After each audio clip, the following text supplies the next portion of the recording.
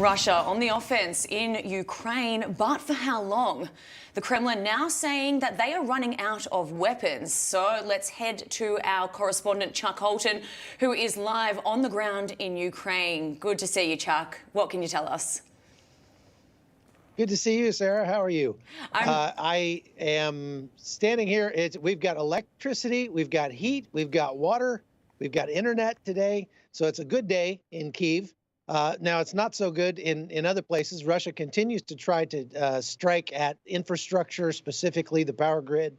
And one of the things that's been reported in the Ukrainian media is that the Russians are resorting to firing intercontinental ballistic missiles at Ukraine, but they're taking the nuclear warheads out and they're firing them with just ballast in the front, without actually any explosives. And they think that's in order to try to confuse or at least dilute the effect of the anti-aircraft missiles.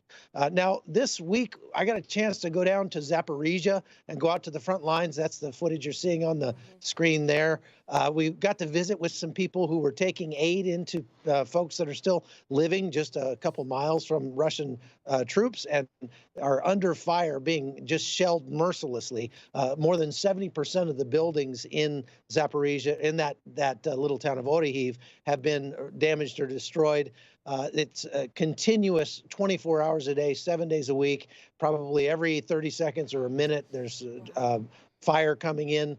And these people are living under that. They've got their kids there. And they say that they just can't afford to leave, or they're not willing to leave because they're not willing to give their land over to the Russians. So it's been a pretty fascinating week for us. And the Ukrainians are doing a great job of repairing the infrastructure facilities. There's still about 6 million people in this country without power, however.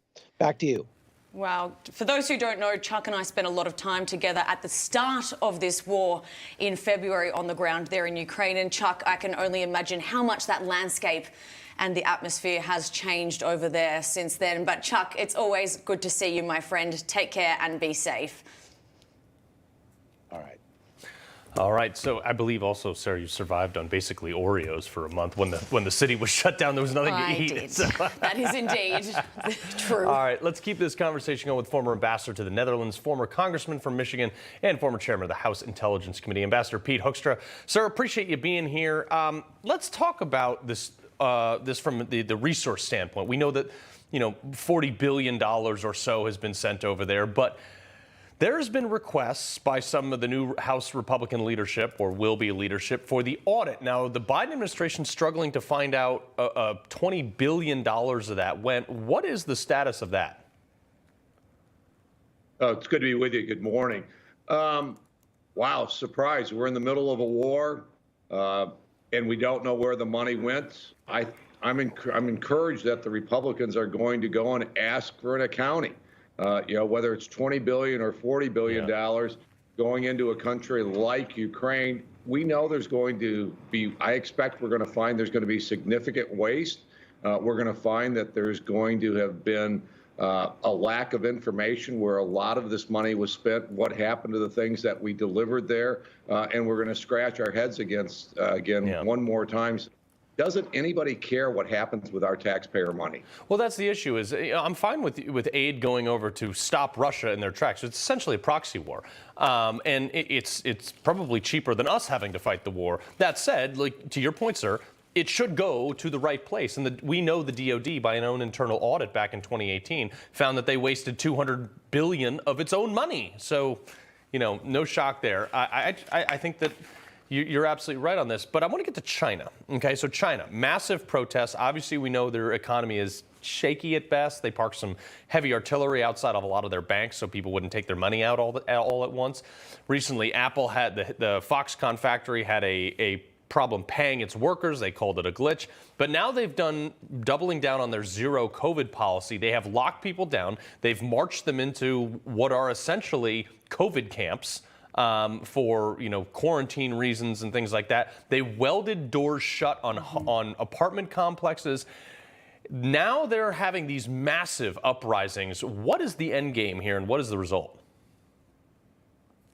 Well, I think from the sources that I talk to, it's unlikely that we're going to see regime change in China, that Xi is going to be facing a crisis in his leadership. I mean, he's locked, not only has he locked down China, the public, but he's also locked down the political apparatus. He may be somewhat weakened, but for us to expect that there's going to be change in China, don't believe it, especially when our own corporations, people like Tim Cook, won't answer questions about China and what's happening to his workers there in China. Michael Bloomberg, I'm glad that Newsmax is covering this. Michael Bloomberg 2 weeks ago apologized at a conference because Boris Johnson, the former prime minister of the UK, came out and called China a totalitarian regime. Which it is. The organization, and Michael Bloomberg, a candidate for the U.S. presidency in 2020, felt he had to apologize for that statement. That is a problem to me. Real quick, I got less than a minute left. Apple's not allowing AirDrop there, and KJP and the White House says, "Oh, these are private companies. We're not getting involved." Hello, Twitter. Yeah. America, this administration, the left, surprisingly, is no longer an advocate for free speech internationally or even in America. This is the group that wanted to put in place a disinformation board to monitor all of us and what we said. They're monitoring Twitter. I mean, it's really scary. Free speech is gone in China and is under threat in America. Yeah, which Nina Jankowicz, by the way, who headed that disinformation board, has been rehired and now registered as a foreign agent. So awesome. Right. Ambassador Pete Hoekstra, we appreciate you being here, sir. Always good to be with you. Thank you. All right, thank you. No crooked establishment. None of that twisting the truth. No talking down to me. Don't tell me how to think. Don't tell me how to think. Don't tell me how to think. I trust Newsmax. Newsmax. They don't tell me how to think. They let me decide. Newsmax. Real news For real people.